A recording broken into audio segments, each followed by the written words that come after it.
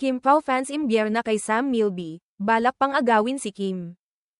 Usap-usapan na naman ang dating tambalan na Kim Sam matapos kumpirmahing kabilang si Sam Milby sa bagong teleserye ni Kim Cho at Paolo Avellino. Dahil dito, muling binuhay ng ilang tagahanga ang lumang tambalan ni Kim Cho at Sam Milby, na tinawag nilang Kim Sam, na mas nauna kaysa sa kasalukuyang popular na tambalan ng aktres kay Paolo Avellino. Ang Kim Pao. May ilang fans na muling nagpahayag ng kanilang suporta sa Kim Sam, at tila hindi pa rin nawawala ang kilig nila sa dating on-screen chemistry ng dalawa. Isang fan pa nga ang nagsabing, "I was there when there was Kim Sam." Gayunpaman, iginiit din ng ilan na mas dapat pagtuunan ng pansin ang kasalukuyang tambalan ni Kim at Paolo, dahil mas malaki raw ang fanbase nito sa kasalukuyan. Balita marami na namang naglalabasan ng mga Kim Sam.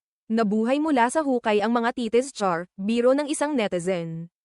Kasabay nito, may ilang nagsabing sabik na silang makita kung ano ang magiging dynamic sa teleseryeng pinagbibidahan ng tatlong artista. May isa pang fan na nagsabi, maganda puksaan sa #TheAlibaySoon. I am seated for the Kim Sam vs Kim Pao battle. Meron bang Kimra, sa kabila ng mga biruan at excitement? Hindi maiwasang magtanong ng ilan kung paano mahahawakan ng production team ang pagbuo ng love triangle o third party sa bagong proyekto. Marami rin ang nagkomento tungkol sa hirap na maaaring maranasan ng production sa pagpili ng third wheel sa proyekto. Ayon sa isang netizen, mahihirapan ang mga producers kumuha ng third wheel para sa #KimPao projects kasi diba sabi ni Pao very likable si Kim. Si Enchong bukang bibig si Kim sa video with Erich dati. Si Sam like niya rin si Kim dati.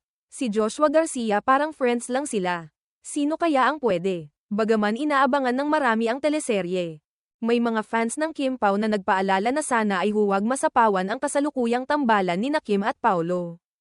Ayaw rin umano ng fans na mas malaki pa ang i-allocate na promotion para sa dating tambalan kaysa sa bagong love team.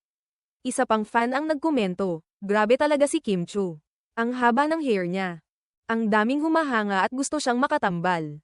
Teray. Gayunpaman, hindi rin nakaligtas ang ilang Kim Pao fans sa batikos. May mga nagsasabing dapat ay maghinay-hinay sa panlalait sa mga artista na nakakasama ng tambalan sa proyekto. Ayon sa iba, baka matakot ang ibang artista at iwasan na lamang na makatrabaho ang dalawa sa hinaharap.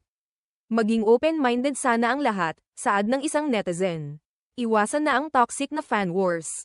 Dapat suportahan natin ang buong proyekto, hindi lang ang isang tambalan. Sa huli, umaasa ang marami na magiging maayos ang takbo ng teleserye at hindi ito maapektuhan ng mga alingas-ngas sa likod ng kamera.